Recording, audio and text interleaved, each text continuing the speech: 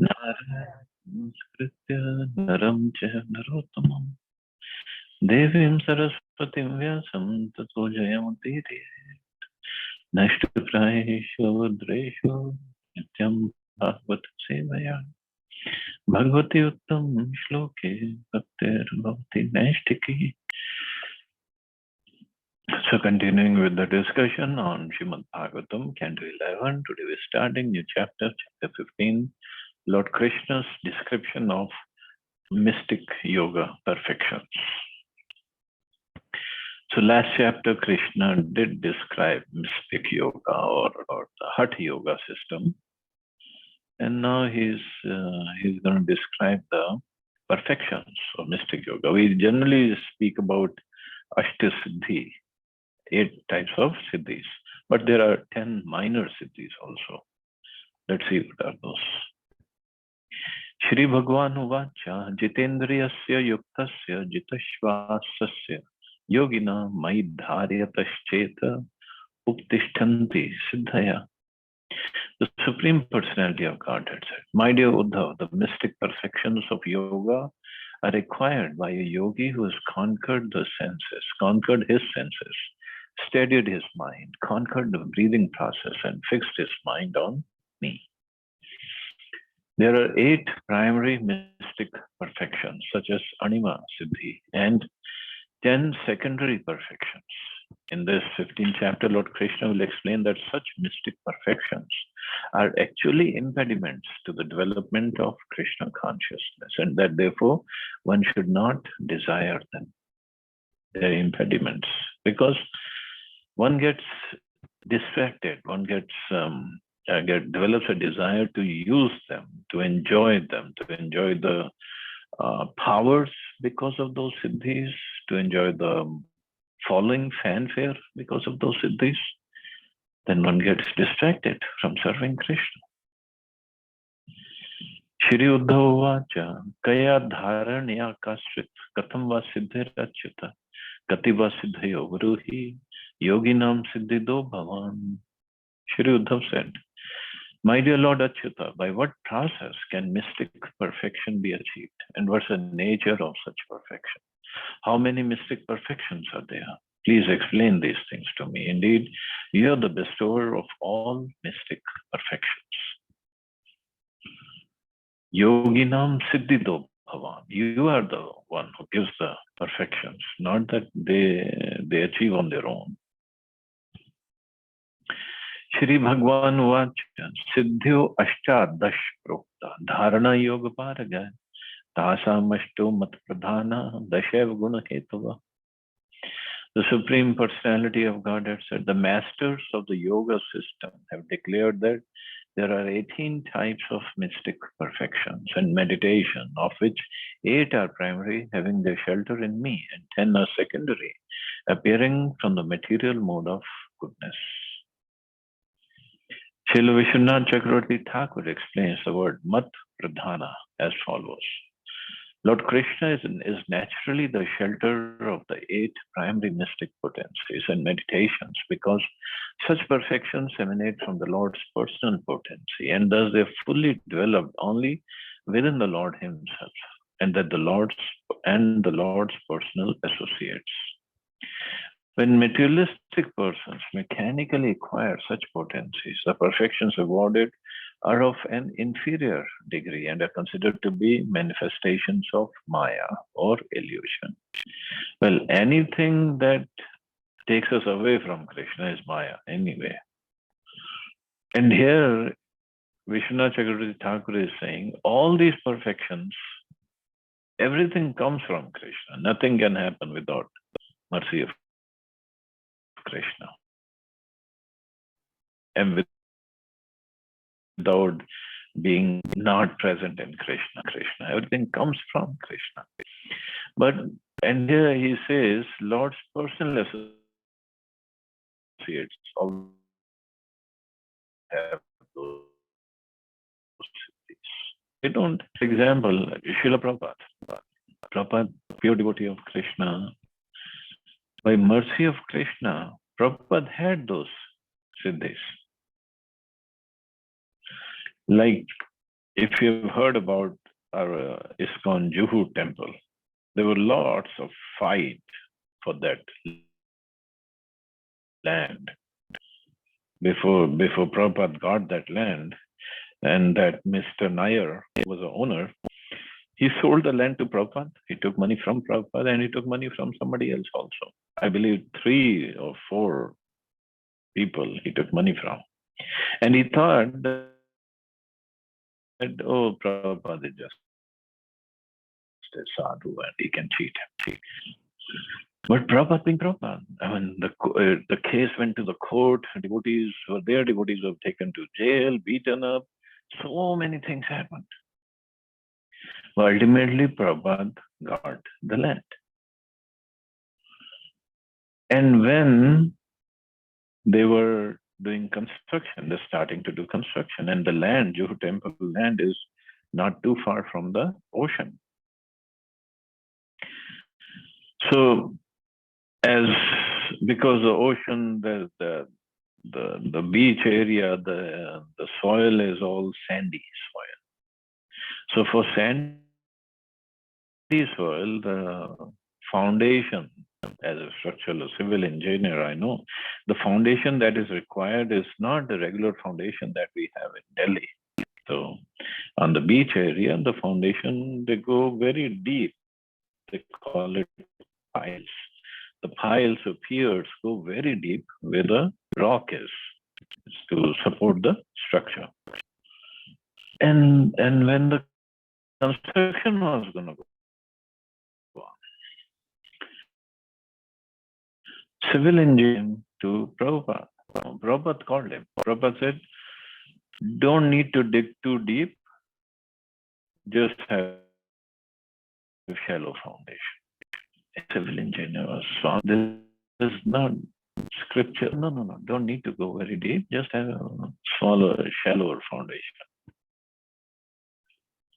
And civil engineer was surprised. Why is Swamiji saying something like that? Anyway, they started digging. And it was true. They was not too deep. They found something solid. So they had the foundation there and they started the construction on top of it. And later on, Prabhupada told his disciples, actually there is a Ganesha temple.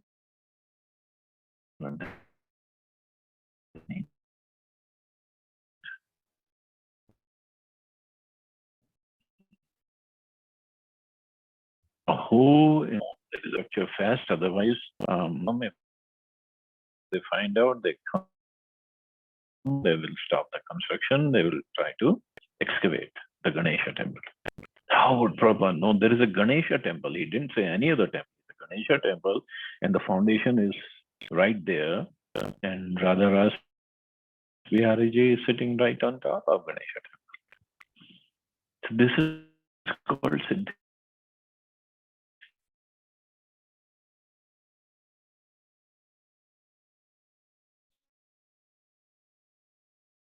Places, many, he didn't go through this meditation process, Hatha Yoga system or Ashtanga Yoga to get those siddhis. Because in Bhakti Yoga, everything is included. Gyan is there, Hatha Yoga, Ashtanga is there. Something extra to get those. He's fully aware of that if I misuse those powers, that will take me away from devotional service of Krishna. So he does not use those powers, he does not misuse those powers. He doesn't want to do anything with those powers. A pure devotee of the Lord automatically receives from the Lord wonderful potencies to execute his devotional service. If for sense gratification, one mechanically endeavors to acquire mystic inferior expansions of the Lord's external potency. And actually, by mercy of Prabhupada, another incident is coming to my mind. Even his devotees experienced those perfections. Just like once in the beginning days, Shyam Sundar Prabhu, who was there in charge of San Francisco Temple. So devotees in the beginning, they just exactly followed what Prabhupada said. They had no experience, no knowledge, nothing. All they did was they did whatever Prabhupada said. So they had rented this Cisco and started a temple there. And Shyam Sundar Prabhu was temple president, and he would be running around to do the collections, to pay off the bills, pay the rent off every month. And it was difficult. Money wasn't coming. So one month it so happened they were late in paying their rent. And Shyam Sundar Prabhu was like, if I don't pay rent now, the landlord is going to take us out, going to take the temple. He was on the street where the temple was and was walking. He was going someplace, and as he was thinking of like this only, I need on the street onto another street. Literally, it's called Memories of Srila Prabhupada. And he said in that video that when I turned the corner, there were dollars flying. Like somebody was throwing dollars on the street. Who was throwing? He didn't see anybody. It was just coming, and this rank, it didn't happen because of his perfections. It only happened because of mercy of Krishna. The mercy of Krishna was there because Prabhupada was leading the movement. So it can happen. Many things have happened in devotees' life, and it can happen. Krishna can do whatever he wants through his devotees. So what are these siddhis? Text 4 and 5. Anima mahima murtera laghima praptirindriya prakamyam shrut drishteshu shakti preranam ishita guneshva sango vashita yat kamas tadvasyati eta me siddhya somya ashtav utpattika mataha. Among the 8 primary mystic perfections, the 3 by which one transforms one's own body are anima, becoming smaller than the smallest. So today we have Anima Mataji also with us. So real meaning of anima is becoming smaller than the smallest. Mahima, becoming than the greatest. Laghima, becoming a prapti, one acquires whatever one desires. And through prakamya siddhi, one experiences any enjoyable object, either in this world or the next. Through Ishita Siddhi, one can manipulate the subpotencies of Maya. And through the controlling potency called Vashita Siddhi, one is unimpeded by the 3 modes of nature.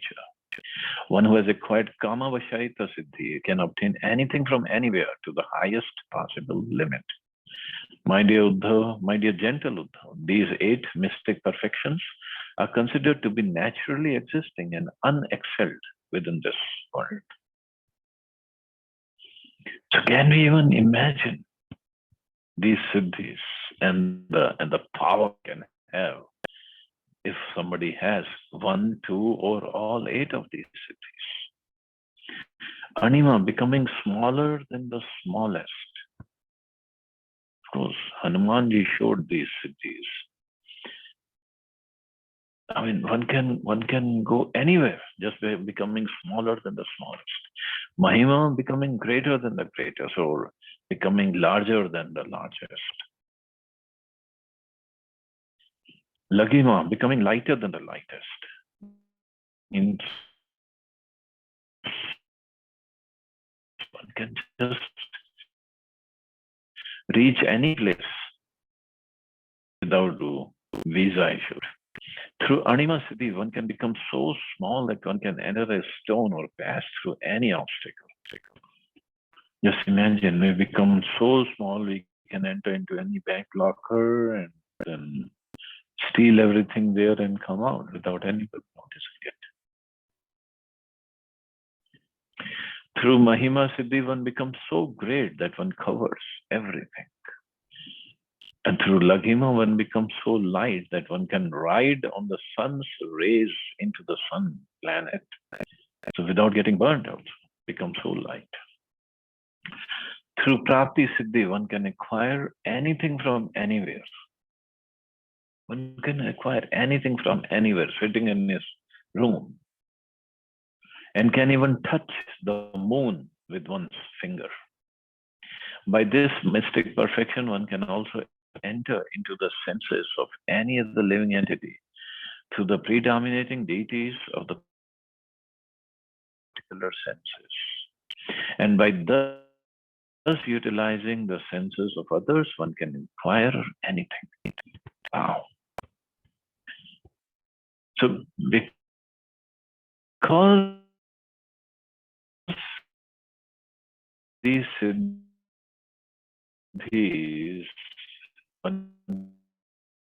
acquired by yoga, if something the siddhis, then what is going on? All these demons we have read about, Ravan and Kumbhakaran and Hiranyaksha and Hiranyakashipu, so many siddhis they got, so many perfections. But what did they do? They use it to create havoc in the universe, terrorize the whole universe. Because then the person thinks, I am the Lord of everything I survey. I am the controller of everything. I am the enjoyer. It just I am becomes a problem.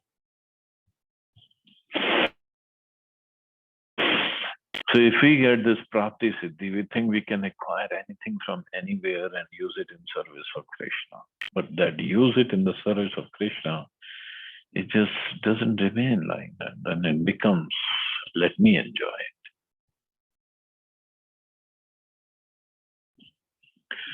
Through Prakamya, one can experience any enjoyable object, either in this world or the next. And through Ishita, or the controlling potency, one can manipulate the subpotencies of Maya, which are material. In other words, even by acquiring mystic powers, one cannot pass beyond the control of illusion or Maya. However, one may manipulate the subpotencies of illusion. Through Vashita or the power to control, one can bring others under one's dominion or keep oneself beyond the control of the three modes of nature. Vashita, one can bring others under one's dominion. So hypnotize, when we hypnotize somebody, we just control him or her for some time. But Vashita completely keeps one under control. And then what is going to happen? It's not like we're going to ask that person to start chanting and we are also chanting. No way. Ultimately, one acquires through Kama Vashaita the maximum powers of control, acquisition, and enjoyment.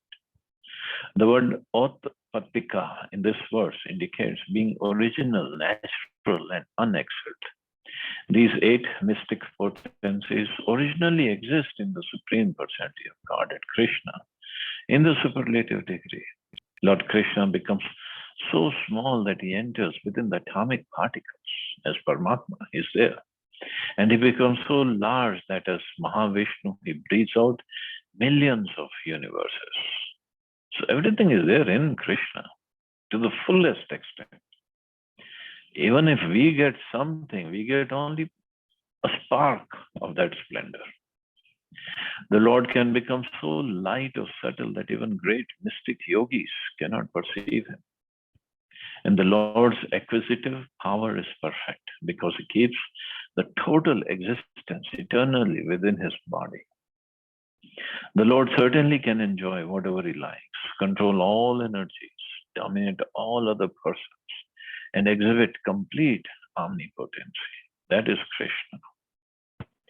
Therefore, it is to be understood that these 8 mystic perfections are insignificant expansions of the mystic potency of the Lord, who in the Bhagavad Gita is called Yogeshwara. the Supreme Lord of all mystic potencies. So he is Yogeshwara. Yoga means all the potencies. He's a Ishvara of everything. These 8 perfections are not artificial, but are natural and unexcelled because they originally exist in the Supreme Personality of Godhead. So originally they are there in Him, and we only get just part, just a spark of that, and we become crazy. We become crazy.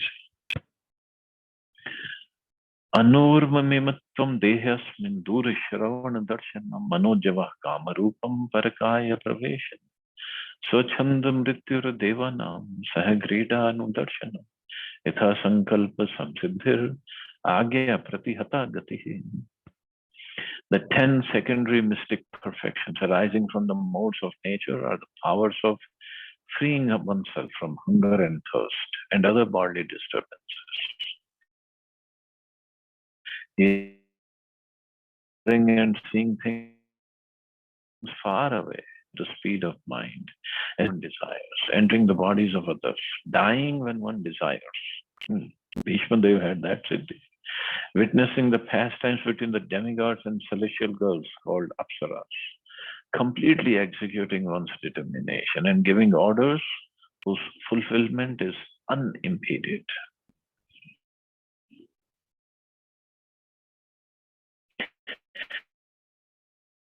Trikal gyatvam dvandvam chitadyam pratishtambo aparajaya etashodhe shatah prapta yoga dharana siddhya yaya dharanya yasya yathamasya nipotame.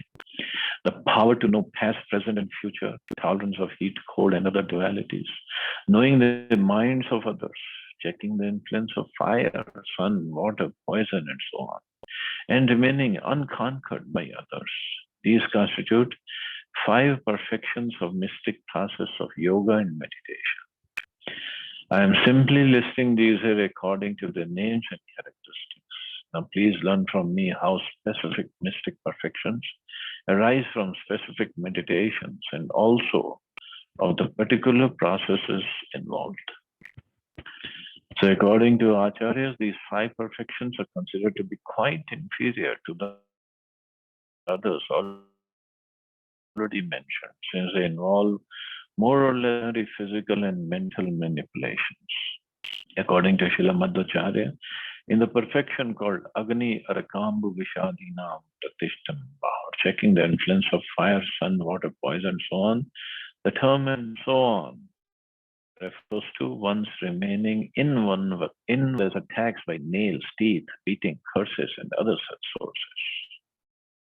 So these are all different kinds of siddhis one can get by yogic processes. So I guess we can stop here. See anybody has any questions or comments.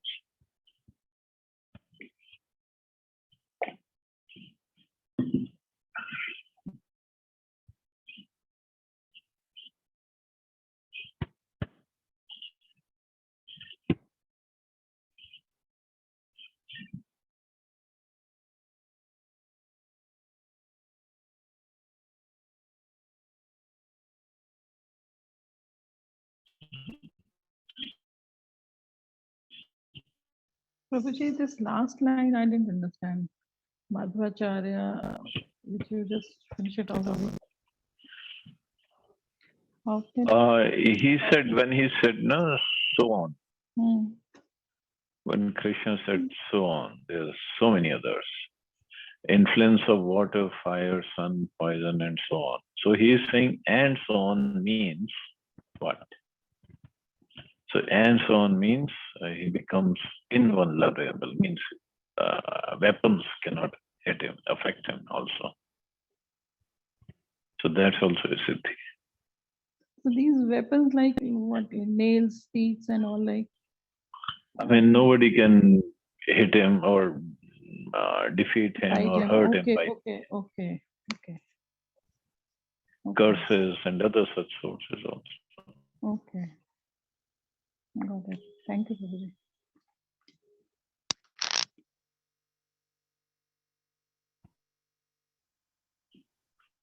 Thank you, Babuji. Hare Krishna. Okay, Mata.